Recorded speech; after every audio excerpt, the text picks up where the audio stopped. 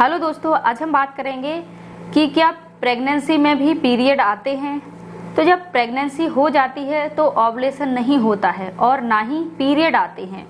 Period तभी आते हैं जब प्रेगनेंसी नहीं होती है। तो प्रेगनेंसी के समय ब्लीडिंग हो सकती है लेकिन वो पीरियड नहीं होते हैं, क्योंकि जब अंडा और शुक्राणु फैलोपियन ट्यूब में मिलते हैं तो फर्टिलाइजेशन की क्रिया वहीं से शुरू हो जाती है और जो फर्टिलाइज एग होता है वो वापस बच्चेदानी में आता है और बच्चेदानी की दीवार से चिपक जाता है। तो जिस जगह वह चिपकता है उस जगह थोड़ा सा गड्ढा बनाता है, कुरेदता है, तो उस समय आपको हल्की सी ब्लीडिंग या स्पॉटिंग हो सकती है।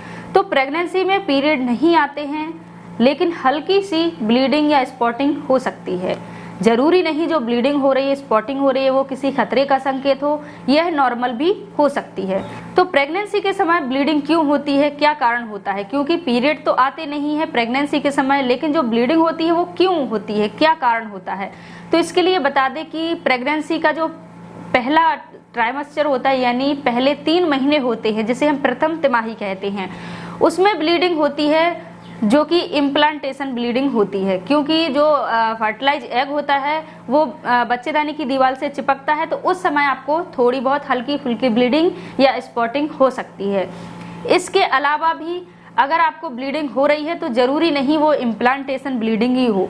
कई बार ब्लीडिंग होने के और भी कारण हो सकते हैं, जैसे कि अगर आपको ब्लीडिंग हो रही है तो हो सकता है ये मिसकैरेज का एक संकेत दे रहा हो, या फिर एक्टोपिक प्रेगनेंसी के वजह से भी आपको ब्लीडिंग हो सकती है। तो एक्टोपिक प्रेगनेंसी क्या होती है? जब फैलोपियन ट्यूब में एग और स्पर्म दोनों मिल जाते हैं तो जो फर्टिलाइज एग होता है उसको वापस बच्चेदानी में आना होता है, लेकिन कभी कभी ऐसा होता है कि वो बच्चेदानी में ना आकर फैलोपियन ट्यूब में ही इम्प्लांट हो जाता है, वहीं पर ग्रो करने लगता है, क्योंकि उस जगह पर उतना स्पेस नहीं होता, इतनी जगह नहीं होती है कि बच्चा वहां पर ग्रो कर पाए। तो आपको ब्लीडिंग हो सकती है जो कि नॉर्मल नहीं होती है।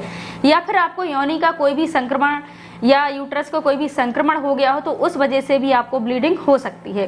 अब हम बात करेंगे कि पहली तिमाही के बाद अगर ब्लीडिंग हो रही है, यानी पहले 3 महीने निकल गए हैं, आपके चौथे महीने से लेकर आपके 9वें महीने के बीच अगर ब्लीडिंग हो रही है तो इसके क्या कारण हो सकते हैं? तो इसमें सबसे पहला कारण होता है प्लासेंटा प्रीविया।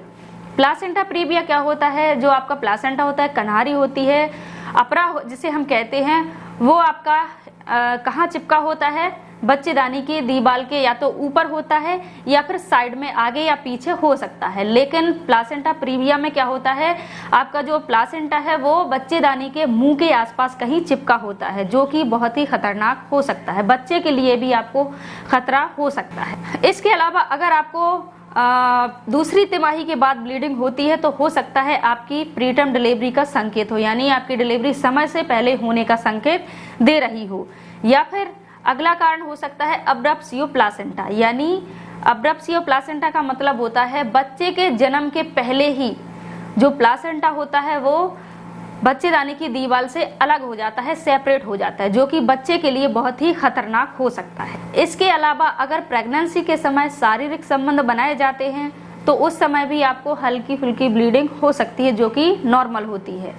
तो अगर आपको पहली तिमाही में ब्लीडिंग हो रही है तो हो सकता है वह नॉर्मल हो, लेकिन अगर आपको पहली तिमाही के बाद यानी चौथे महीने से लेकर 9वें महीने के बीच अगर ब्लीडिंग हो रही है तो यह जरूर किसी खतरे का संकेत हो सकता है। लेकिन फिर भी अगर आपको किसी भी सप्ताह में, किसी भी महीने में ब्लीडिंग होती है तो आपको तुरंत अपने डॉक्टर को दिखाना चाहिए। तो आशा करते हैं आपको जानकारी अच्छी लगी होगी। अगर जानकारी अच्छी लगी तो वीडियो को लाइक करना ना भूलें।